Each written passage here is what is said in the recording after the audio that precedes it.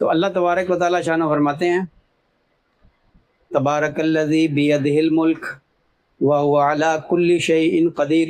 آگے اللہ نے ایک اور بات فرمائی ہے، یہ جو پہلی آیت ہے نا، پہلی آیت میں اللہ تعالیٰ شانہ کی عظمت ہمارے دلوں میں آ جائے، اگر ہم غور کریں گے تو ہمارے دل میں اللہ کی عظمت آئے گی، اللہ تبارک و تعالیٰ شانہ ہمیں برکت عطا فرمائیں گے، اگلی بات پڑھنے میں بھی برکت ہوگی، پھر اگلی بات کو سمجھنے کی قدرت بھی اللہ عطا فرمائیں گے کہ وَهُوَ عَلَىٰ كُلِّ شَيْءٍ قدیر، وہ ہر چیز پر قادر ہے۔ تو جب اللہ تعالیٰ اپنی قدرت میں سے کچھ تجلی ہمیں بھی عطا فرمائیں گے تو اگلی بات کو سمجھنے کی قدرت بھی اللہ تعالیٰ ہمیں عطا فرما دیں گے۔ اللہ نے پہلے تو یہ فرمایا نا، برکت والی ذات ہے وہ جس کے ہاتھ میں ملک ہے، وہ شہنشاہ ہے اور وہ ہر چیز پر قادر ہے۔ اتنی ساری باتیں ہم نے اللہ کی شان میں پہلی آیت میں ہی پڑھ لی۔ یہ اتنی قدرت والی ذات کون ہے؟ الذی خلق الموت والحیات لیبلوکم ایکم احسن عملا۔ یہ وہ ذات ہے، یہ اتنی قدرت والی برکت والی یہ وہ ذات ہے کہ جس نے خلق الموت، جس نے موت کو پیدا کیا، والحیات، حیات کو پیدا کیا، لیبلوکم ایکم احسن عملا، تاکہ تمہیں آزمائے کس بات پہ کہ تم اچھے اعمال کرتے ہو کہ نہیں کرتے۔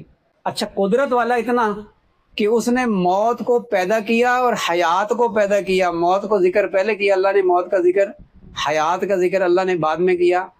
حیات کا پیدا ہونا تو ہمیں نظر آتا ہے، سمجھ میں بھی آتا ہے، جو چیز زندہ چیز کو ہم دیکھتے ہیں کہ یہ حیات ہے، اللہ نے اس کو پیدا کیا۔ موت تو ایک کیفیت کا نام ہے ہمارے نزدیک۔ اللہ تعالیٰ فرماتے ہیں کہ ہم نے موت کو بھی پیدا کیا اور موت کا ذکر اللہ نے پہلے کیا۔ عالم مثال میں ہر چیز کی شکل موجود ہے۔ یہ جو ہم کہتے ہیں نا سبحان اللہ، الحمدللہ، اللہ اکبر، لا الہ الا اللہ، ہم ذکر کرتے ہیں اللہ کا، تسبیح بیان کرتے ہیں، تکبیر پڑھتے ہیں۔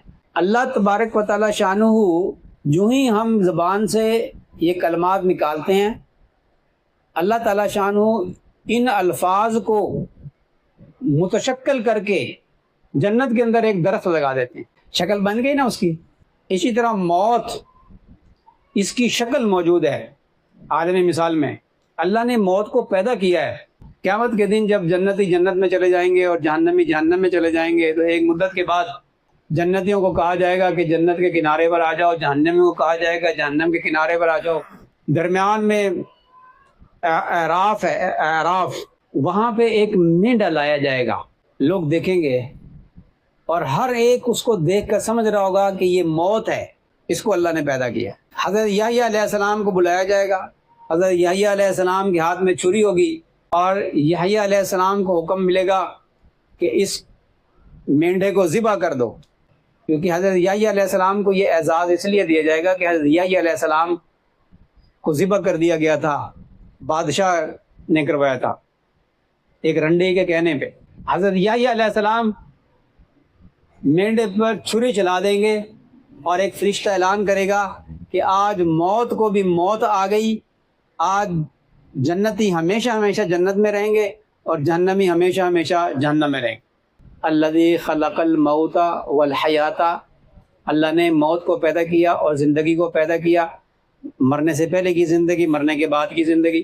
علماء فرماتے ہیں کہ موت کا تذکرہ پہلے اس لیے کیا کہ اس کی اہمیت، جس کی اہمیت بیان کرنی ہوتی ہے اللہ نے اس کا تذکرہ پہلے فرماتا ہے۔ اللہ تعالیٰ اس کی اہمیت بیان کرنے کے لیے موت کا تذکرہ اللہ نے پہلے کیا۔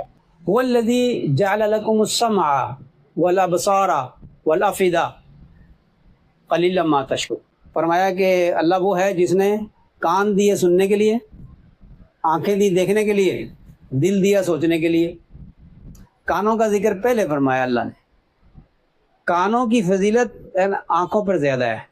ایک تو موقف یہ ہے کہ اللہ نے موت کو پہلے بیان کیا اس کی اہمیت کو بیان کرنے کے لیے، اور دوسرا یہ ہے کہ اللہ تعالیٰ شانہ نے موت کو بیان کیا اور پھر موت کے بعد کی حیات کو بیان کی۔